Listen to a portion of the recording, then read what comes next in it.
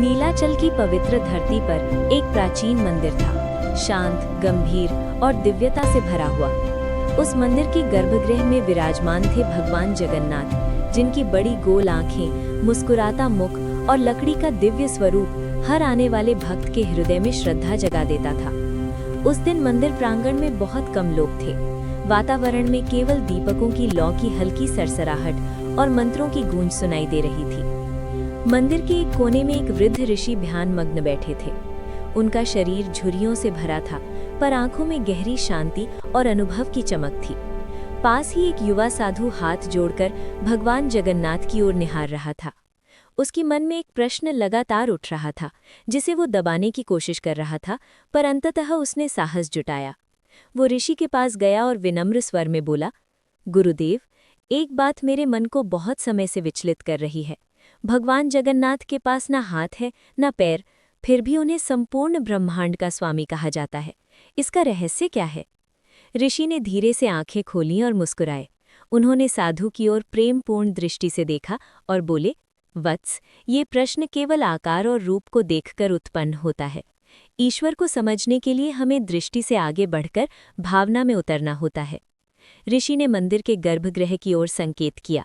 देखो, भगवान जगन्नाथ स्थिर हैं, पर उनकी शक्ति कभी स्थिर नहीं होती। उनके हाथ पैर ना होने का अर्थ ये नहीं कि वे असमर्थ हैं, बल्कि ये दर्शाता है कि वे किसी सीमा में बंधे नहीं हैं। साधु ध्यानपूर्वक सुन रहा था। ऋषि आगे बोले, मनुष्य अपने हाथों से कर्म करता है और पैरों से चलता है, पर भगवान जगन्नाथ अपने भक्तों के माध्यम से कार्य करते हैं। जब कोई भूखे को भोजन देता है तो समझो भगवान के हाथ बन गए।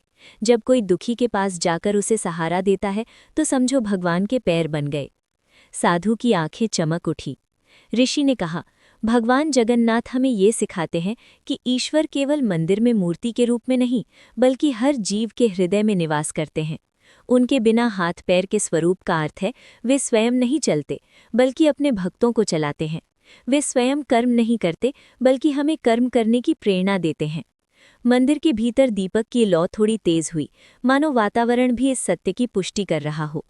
ऋषि बोले, जब कोई भक्त सच्चे मन से पुकारता है तो भगवान जगन्नाथ किसी न किसी रूप में सहायता भेज देते हैं। कभी किसी अजनबी के रूप में, कभी मित्र के रूप में, तो कभी भीतर से उठी साहस की आवाज के रूप में। साधु के मन का बोझ हल्का हो चुका था। उसने भगवान की ओर देखा। अब उसे वो मूर्ति केवल लकड़ी का टुकड़ा नहीं, बल्कि करुणा और प्रेम का साकार प्रतीक लग रही थी। साधु ने कहा, गुरुदेव, इसका अर्थ है कि भगवान हमें अपने हाथ पैर बनाकर दुनिया में प्रेम और सेवा फैलाने का अवसर देते हैं। ऋषि मुस्कुराए। बिल्कुल वत्स, यही जगन्नाथ तत्व है, सभी को अपने में समेट लेना, बिना भेदभाव के। साधु ने गर्भगृह के सामने दंडवत प्रणाम किया। उसके हृदय में एक नई समझ जन्म ले चुकी थी।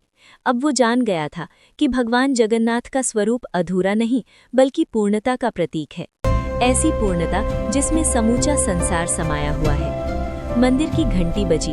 साधु ने आंखें बंद की और मन ही मन प्रण किया कि वो जीवन भर किसी न किसी रूप में भगवान जगन्नाथ के हाथ और पैर बनकर सेवा करेगा। उस क्षण मंदिर के भीतर केवल शांति थी, श्रद्धा थी और एक अनकहा संदेश। ईश्वर स्वयं नहीं चलते, क्योंकि वे हमें चलना सिखाने आए हैं।